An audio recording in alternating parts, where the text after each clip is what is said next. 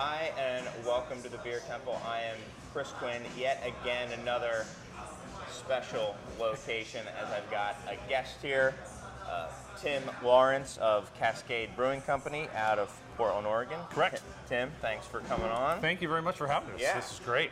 So, we were talking a little bit as we were getting set up, and I was quite surprised to hear that Cascade's got a pretty prominent distribution footprint across the country. Can you talk a little bit about Cascade, kind of the origins of them? And Absolutely. Yeah, just take it from there. Cascade Brewing has been around since 1998. Started by a gentleman named Larrence, who was one of the pioneers of the craft brewing industry. Back in the early 80s, he helped start Portland Brewing Company. He, and along with some other key individuals in the industry, the Widmer brothers, the McMiniman brothers, all lobbied the state of Oregon to help change the brew pub laws in 1982, which allowed people to have craft breweries and brew pubs. And that was really significant. That In kind of 82? stuff- 1982. Wow. And so in 1984, he started Portland Brewing Company. He later left that and opened up another place where he always wanted to have kind of a family restaurant pub. And in 1998, he opened up what was called the Raccoon Lodge. And that was a restaurant with a beautiful 10-barrel brew kettle. Okay. And they were making some really, really nice ales and specializing. They had some porters and stouts, but it was mostly in the pale ale category. Yeah. They all of a sudden the hop race kind of came into fruition, in the 2000s, and it was, let's see how big, how hoppy we can get. And with a 10-barrel system, it really wasn't feasible to be able to participate and play in that game. And so his brewmaster, Ron Gansberg, who was with Portland Brewing Company before that, and he was one of the original breweries for Bridgeport, which is another brewery in Portland. So he's been in the industry quite a while as well. He had a big wine background, and at that point he said, let's take a look at what's going on here in Oregon. We have a great wine industry, so there's a lot of empty barrels or barrels that can be used, and there's a lot of amazing fresh fruits. Blueberries, strawberries, apricots, you name it. Oregon's got a plethora, or the Pacific Northwest is a plethora of great fruits. So they said, let's start playing around with some barrel-aged beers. And fast forward to 2007, they started really making some nice sour beers. They entered the Great American Beer Festival with a sour beer in 2007, and it was the Creek. Yeah. And Creek won. Kind of the first beer I think a lot of people had heard of from Cascade. Yeah, and that was kind of their big one. In 2007, they entered it in, GABF, and it took a silver. And all of a sudden they're like, whoa, I think we're onto something here. 2008, they entered into a category that had 45 entrants at that time, the barrel-aged sour category. That category last year had somewhere around 150, I think. Yeah, it was huge. It's just amazing amount. But that year in 2008, they took a gold medal with the Bourbonic Plague and a silver medal with Vlad the Impaler. Okay. And so those two beers, again, took Cascade from here to here and put them on the map. And from then on, it was a very highly allocated item. It was hard to get because, again, brewing out of a very small facility, not many places to put the barrels. Yeah. In 2010, Art bought another piece of property on the east side of town on 10th and Southeast Belmont, which is now where the Cascade Barrel House is located. Yeah. Which many people that have been to Portland have gone to the Barrel House. Myself included, yeah. Great little spot. And that's where they were going to do all their barrel storage and do their big barrel program. Within 3 years, they started to outgrow that spot. And a year and a half ago, we opened up what's now called the Blending House, which is a large location on the west side of Portland where we now house and hold over 1,500 oak casks, plus 9 fooders, which each hold about 1,500 gallons each. Okay. So that's kind of Cascade in a nutshell from where we started to where we're at, and we're continuing to grow. You brought up, we're now in a large amount of states. Right. We were heavily allocated, like I said, for so long, and there was such a demand.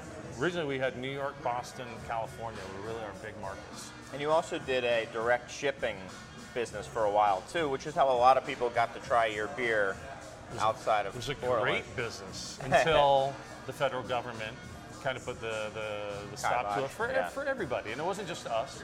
And it was just one of those things. I think it was allowed and tolerated, and then it got to the point where the government said, we can't do this. So that put a big that was a big hit for a while because to our overall business. And did that foment kind of you guys looking to expand your distribution, or was that already underway? No, I think at that point we got to the point where we were now producing enough beer to satisfy the demands. And you brought up a great point. That mail order exposed a tremendous amount of people to the brand, but we couldn't satisfy them because they couldn't get enough, and then all of a sudden we couldn't ship to them. So we had people from Illinois to Minnesota to Ohio saying, I used to buy it online, how do I get it? Then distributors started getting more involved. I would say the real big thing that really kind of catapulted us to a much larger distribution network was the Craft Brewers Conference a year and a half ago in Portland. Oh, right. CDC, which was in Portland, brought a lot of distributors to town. A lot of people went to the Barrel House and they fell in love with the beer. They heard about it, and literally, of all the distributors that we have now, I haven't had to call one and say, hey, will you take us? It's all them calling us, so we want you, and in several states there's been more than one distributor, and it's been a tough decision. Because I don't want to say no. Good problem to have, right. Yeah. I don't want to say no to somebody, but at the same time, I can only have one distributor. Right. Interesting. So you guys, Cascade started in 2007, you said? Started doing sours in about 2005. 2005, okay. But 1998 is when Cascade Brewing, the brewery itself. Well, that was, I was getting a little confused with the years then. So you guys transitioned to starting doing sours, and now you guys are certainly primarily sour. Are you only sour? So we are still a 10-barrel brewing facility. We have not increased it. So that's kind of one of our limitations of where we're at. But we do about 90% is all sours. We do some phenomenal non-sours that our brewers at the Raccoon Lodge have been working on. Some pale ales, some black and white stouts, some sessions, some really, really nice stuff. But we don't have the capability at this point to distribute that. All right. Does it get packaged, or is it all? Just in draft. Okay. But I talk with them all the time, and we have some great beers that I'd love to take out. We're now so focused on our sours.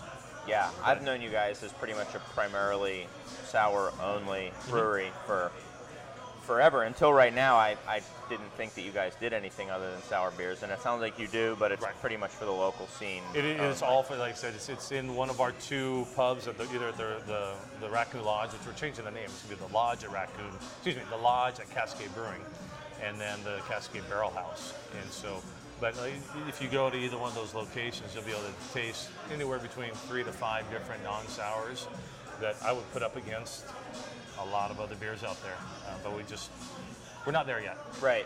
So in 2005, the sour landscape was really different. I mean, vastly different. Like you said, even 3 years, that and maybe a few California-based sours and maybe Jolly Pumpkin, and that's probably about it in the country. I mean, I'm sure I'm forgetting some people, but.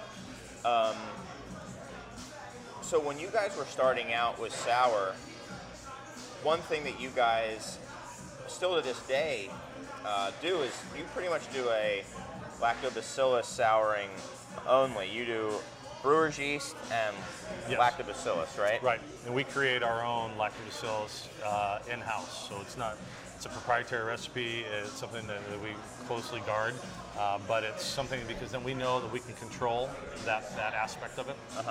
Yeah, so that was going to be my next question. Why is it that you guys have only used lacto? And also, am I right in that you guys only use Saccharomyces as well? You guys don't do any Brettanomyces beers either? Pretty much, yes. Okay. And the reason is just because you want to control the end product? And that's what's worked for us. Yeah. So again, we've got a group of, I call them kind of crazy mad scientists. I mean, the guys at our blending house that are come out with some amazing combinations of different beers, and they know what they want to, what the outcome, what they want to get to, and I think we want to try and stay as consistent as possible as well too. And one thing, knock on wood, there's a lot of other breweries that over time have had to maybe dump product or it wasn't really where it's at. We haven't had to do that. Because of the fact that, again, we will not release a beer until it's ready. I have a kind of a sell sheet that lists all of our releases throughout the year, and I put up at the top, it's like, this is our schedule.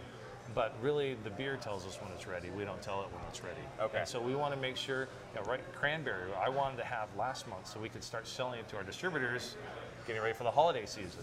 Brewers came back to me and said, it's going to be next month. Okay. On average, how long does a beer take for you guys to Our product will age anywhere between 12 to 24 months before it leaves our facility. Wow. So no kettle sours. Everything is oak barrel soured, or in the barrels or in the fooders. Okay.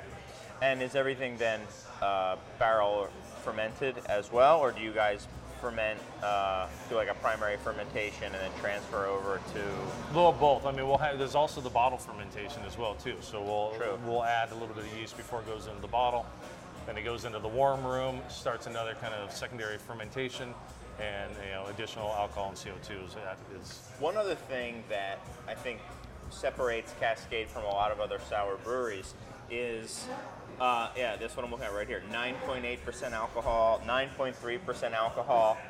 I mean, this is like, you guys are not only one of the first sour breweries in the States, but you might still only be the Imperial Sour brewery. Is there a reason why you guys made such like ass-kicking beers from a?